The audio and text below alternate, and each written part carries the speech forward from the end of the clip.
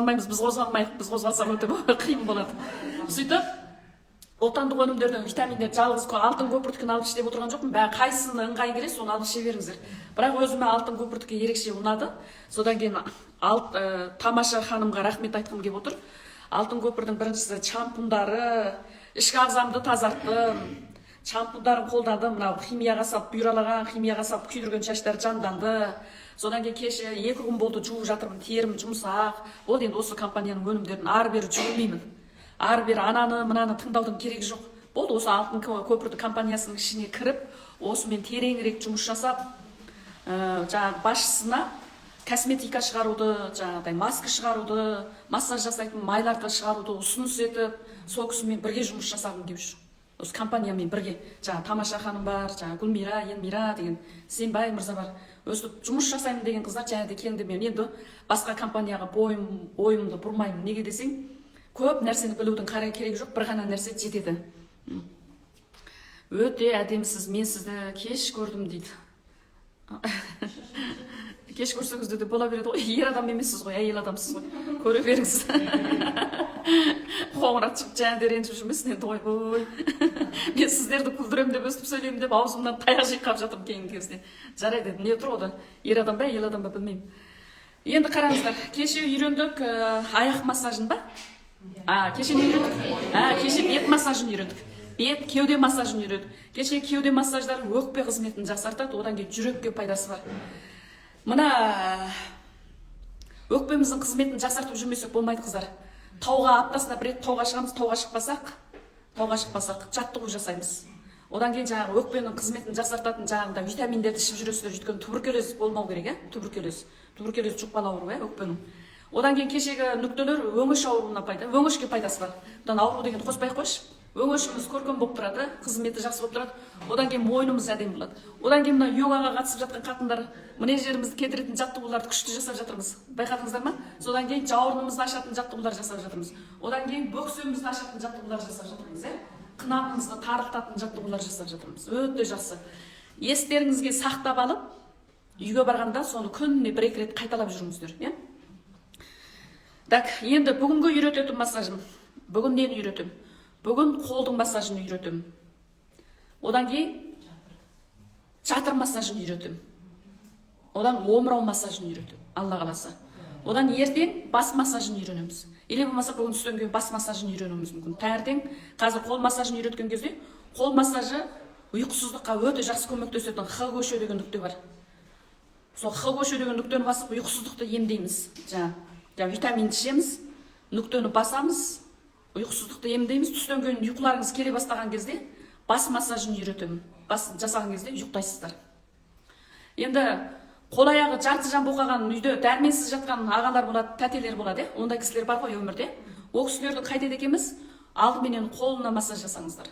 Қолы мүлдем ашамайтын, суық, қолы тырысып қалған бүйтіп, саусақтарын ашпайтын, тырысып қалған кісілердің саусағын ашып тұрып, алақандағы нүктені басып тұрып, алақаннан ыстық өткізіп тұрып, алақандағы нүктелерді басып, шынтақтағы, қолтықтағы нүктелерді басып берсеңіздер, содан кейін жауырын жағына тайский массаж жасап, жауырындарын созып, керіп берсеңіздер, ашылып кетеді. Содан кейін жаңа біздің йогаға қатысып жатқан ана бір тәте, менің иығым жабысады, иығым ауырады деп тәтеге айтатын едім да, тәте, сіз былай ғой, сіздің денеңіз қатып қалған. Дене қатып қалған жоқ бұл жерде. Ми қатып қалған, ми. Басыңыз қатып қалған. Мені әне жеріңді сөйтіп айтты, міне жеріңді бүйтіп айтты. Мен жығылып қалдым, одан мен машинаға соғып қалдым, айтып қалдым, бүйтіп қалдым, сөйтіп қалдым деп, мименен қабылдап, бүкіл тұла бойыңменен қабылдап, сіресіп, құлақтан да арман болып қатып қалғансың. Бұл сіздің өмір жасыңызды қысқартуға алып келеді. Бірден кетесің 50-60-тан кейін. Алла тағалам 150-200 жасқа дейін жас берді. Енді не істейміз? Енді босатамыз денені. Босатыңдар. Босатыңдар. Денені босатыңдар, қыздар. Жақтарыңды босатыңдар. Кейбір әйелдердің бар ғой, жағын тістеніп алғаны соншалықты, тілі көк пөмбөк болып қалған әйелдерді көргім. Тілі көк пөмбөк, ерні көк пөмбөк болып қалған, тістеніп алған. Одан кейбір әйелдер жүреді, мен дәлелдеп беремін саған деп тістеніп жүр. Ешкімге еш нәрсені дәлелдемей-ақ қой. Сенің дәлелдегенің қызық емес. Одан кейін енді бір әйелдер жүреді, қатындар жүреді. Еркектері тоздырып тастаған қатындар бар. Еркегі мініп алған. Еркегі қатынның аузына жүгенді салып, ер тоқымдап, тоқымды салып тұрып, қатынның үстіне мініп алған еркектер бар. Отырсаң отырасың, тұрсаң тұрасың, қайда бардың, қайда кеттің деп, ер тоқымдап мініп алған қатындар. Ол қатындарды көрсеңде де өмірден тез кетіп қалады. Жұмсақ, мен айтам да, еркектерге айтам да, сен оны сатып алған жоқсың. Оның да шешесі сол қатынды туған кезде қалжа жеген. Сен соны ұмытқама. Саған дүниеге бала әкеп берді. Сенің кіріңді жуып, тамағыңды жасап, отбасыңды шаңырағыңды шайқалтпай отыр. Сол үшін ер адамдарға да айтам, қатынды ноқталап мінгенді қойыңдар. Өзің жырғатпайсың, қатынды жырғатпайсың. Екеуің де кетесің. Екеуіңнің де кедей болып жүргенің соның кесірінен. Ал еріңіз айттылар, жақсы бай болам десеңіздер, әйеліңізді құрметтеңіздер. Мен әйелдер атынан айталам. Мен 100% әйелдер атынан айталам. Әйел адам мынаны жақсы көреді. Аялағанды, еркелеткенді, еркін ұстағанды, жұбатқанды, мұңын тыңдағанды, осыға мұқтаж әйел адамдар. Басқа еш нәрсеге мұқтаж емес. Аспандағы ай да бізге қызық емес. Бізге осы мейірді берсеңіздер болады. Жылы сөйлеп, жұмсақ сөйлеп, сол кезде әйелде де қайтеді, мойнын бұрып басқаға қарамайтын болады әйел адамдарды. Қазір айтады ғой, әйелдер бұрылып кетті, әйел. Әрине, сен тоқпақтап отырсаң, бұрылмай енді саған қарап отыра ма деп айтам. Сол үшін әйел адамдар қайтесіздер, денелеріңізді босатыңыздар, жақты жіберіңіздер, өмір сіздерді өмір сүреміз. Барып жұлыспаймыз, ақырын айтамыз, мені түсін. Мен де 50 жыл сенімен бірге өмір сүрдім, 30 жыл сенімен бірге өмір сүрдім. Енді мен жақсы өмір сүргім келеді. Жақсы өмір сүрейік. Мега жақтан ұялайық, Әл-Фараби жақтан. Бірге өмір сүрейік. Менің ұнамай тұрған жерім болса, айт, мен түзетейін. Бірақ мені түзетем деп шаршамай-ақ қой. Өзіңді түзетіп ал.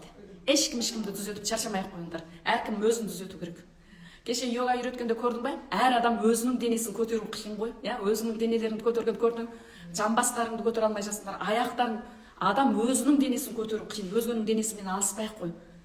Міне, қоғамды өстіп дамытамыз, барлығымыз дамытамыз. Содан кейін денсаулық деген осы ашу, ыза, кек, өзінің жүрегіндегі жұмысын орындай алмау, ызалану, жүрегіндегі нәрсесін ашып айта алмау, осының барлығынан пайда болады аурулар. Ешқайда сырттан келмейді. Ашық сөйлесіп үйренеміз. Ашық, барлығымыз ашық сөйлесеміз. Енешке отырыңыз, екеуміз сөйлесейік. Жақсы келіңіз отырыңыз, екеуміз жақсылап отырып сөйлесейік. Менің қай жерім сізге ұнамайды. Ал енешкаларда не істеу керек? Енешкаларда ол көтендеріңді көтеріп, түрегеліп йога жасаңдар. Өзіңнің көтеріңді көтеріп көрші, йогаға келіп көтере алмайсың көтіңді. Шын. Қандай қиын. Көрдіңдер ме, кеше йогада былай жатқан кезде екі аяғыңды көтере алмайсың. Дір. Отырып алып кешкеше бап. Жұмысы жоқ ене, жұмысы жоқ еркек қатынменен алысады.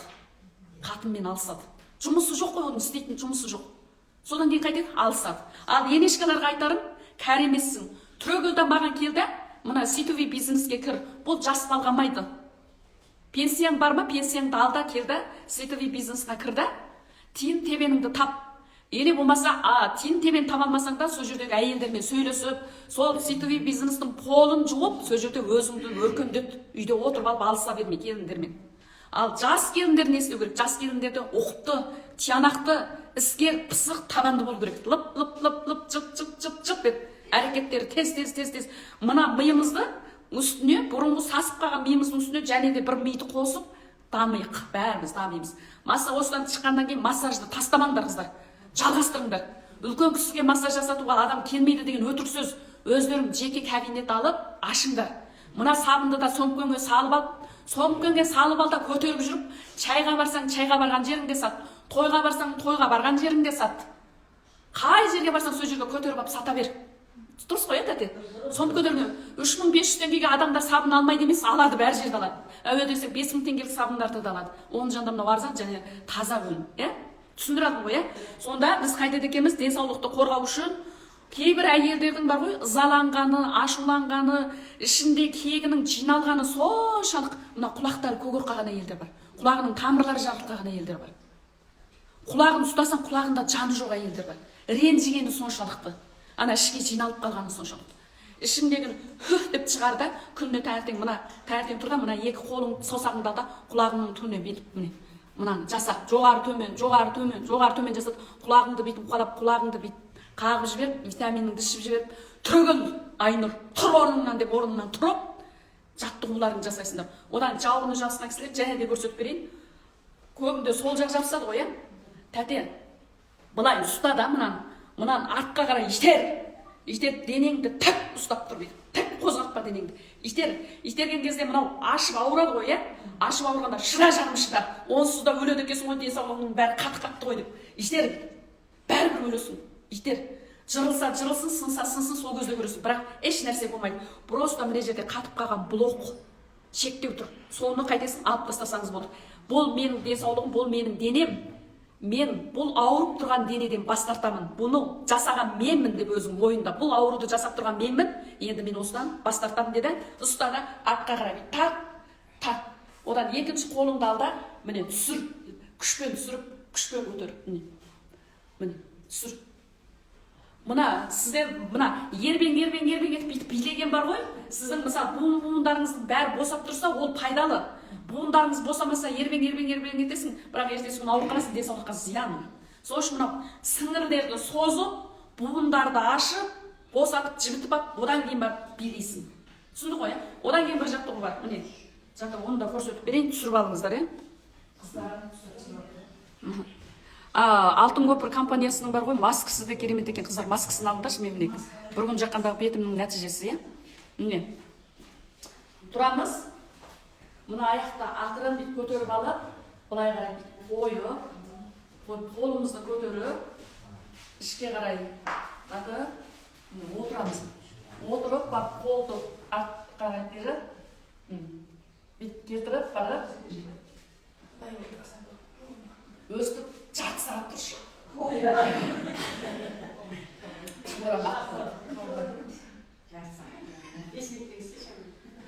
Күніне 5 минуттан, 2 минуттан, 1 минуттан қайтеміз, жасай береміз.